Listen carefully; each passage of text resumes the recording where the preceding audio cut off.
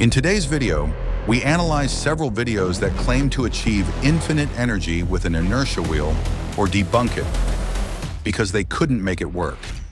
Stay until the end to understand why our system does work.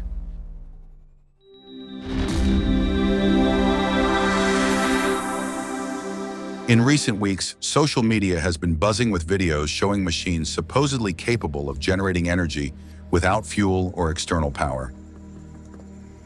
These devices claim to operate using energy stored in springs. Today, we'll examine two such systems and explain why they don't deliver as promised, though there are important nuances. At first glance, the result is striking. A disc spins seemingly on its own, powered only by springs, with no visible motor or external energy source. However, closer inspection reveals that the movements don't follow a natural pattern. If you look carefully, there's a subtle reversal in the dynamics. The vibrations and ambient sound suggest the video has been played backward. When played at normal speed, the sound is reversed,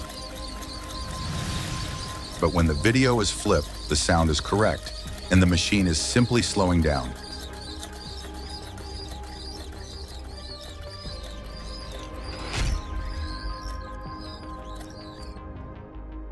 From a physics perspective, the energy a spring can store is limited, as described by the formula E equals 1/2 k times x squared, where k is the spring constant and x is its deformation. Without an additional energy source, the system cannot sustain continuous motion due to losses from friction, sound, and heat. In this case, the creator tries to replicate the previous principle with a different structure. 4 springs arranged in an inverted V-shape. The result is that the wheel fails to rotate, and this has a technical explanation. The forces generated by the springs break down into horizontal and vertical components. The horizontal components cancel each other out, and the vertical components add up toward the system's center, but don't contribute to rotation. As a result, the axle is compressed without producing effective torque. According to Newton's second law for rotational systems, this is the formula, where tau is the torque, I is the moment of inertia, and alpha is the angular acceleration. The torque is practically zero. There is not enough leverage to induce rotational motion. Every system that aims to sustain motion must harness forces to perform effective work, and the geometry of the setup prevents the forces from performing effective work. To test whether the initial system could work, we modified our own generator, arranging the springs in a V-shape similar to the original video.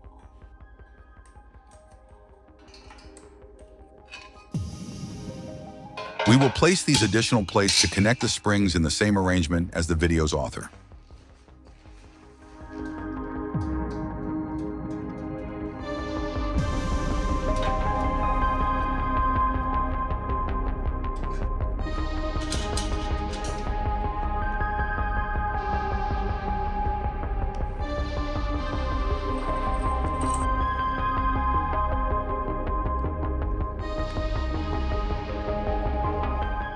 It's ready. So now let's test it by giving it a push to see if this configuration is feasible for the inertia wheel to gain acceleration. With this spring arrangement, we lack a vertical spring to balance the tension of the angled springs, causing the generated energy to be lost, preventing the wheel from gaining kinetic energy. The first attempt failed. Let's try again.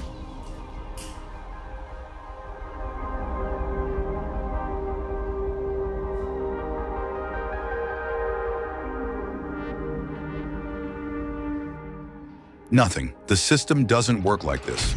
This system cannot function because it only has 2 support points.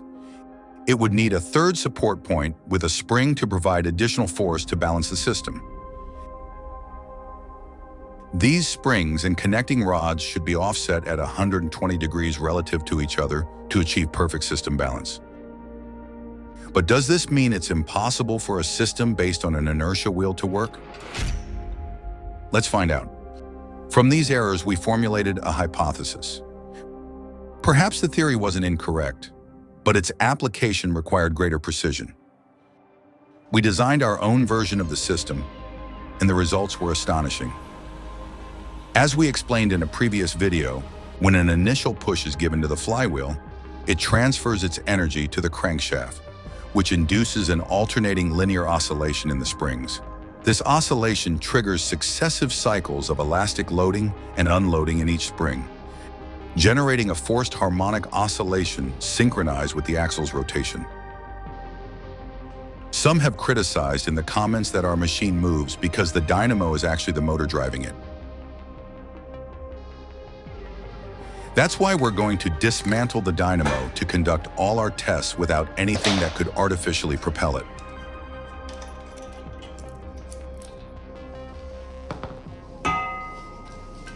During this process, the potential energy stored in the springs during the compression phase is partially reintegrated into the system as rotational kinetic energy.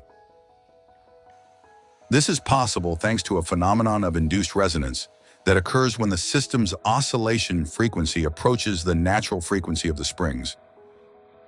We call this phenomenon kinematic resonant coupling, and it can be approximately modeled with an expression inspired by damped spring mass systems coupled to a rotational mass. Here, omega is the system's effective resonant angular frequency, K is the equivalent elastic constant of the combined springs, J is the flywheel's moment of inertia, and B is the system's dynamic damping coefficient. In ideal conditions, when damping is low and the system is tuned to its natural frequency, this coupling enables extremely efficient energy transfer. The result is sustained rotation with minimal apparent mechanical losses. When we give the wheel an initial motion, one of the springs, the one most compressed in this case, this one, begins to release its elastic energy while the opposite spring is storing elastic energy. As it rotates, once the spring has stored that energy, it releases it by contracting, continuing the motion. Thanks to the 90-degree offset between each crankshaft component, this motion remains continuous, driven by 4 parallel springs paired against another 4 that continuously store and release energy, sustaining the crankshaft's rotation. Some have tried other configurations, like connecting all the springs to a single axle. But this doesn't work because there's only force accumulated in one direction. A balancing force is needed to counter the stored elastic energy. In this setup, without opposing springs, the wheel fails to accumulate kinetic energy and the system stops. This configuration would never work.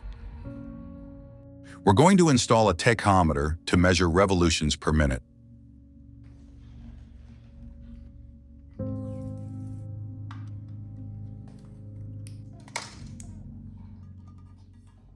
This small adhesive strip is used to measure the revolutions per minute of the inertia disc, and we'll give it the initial push.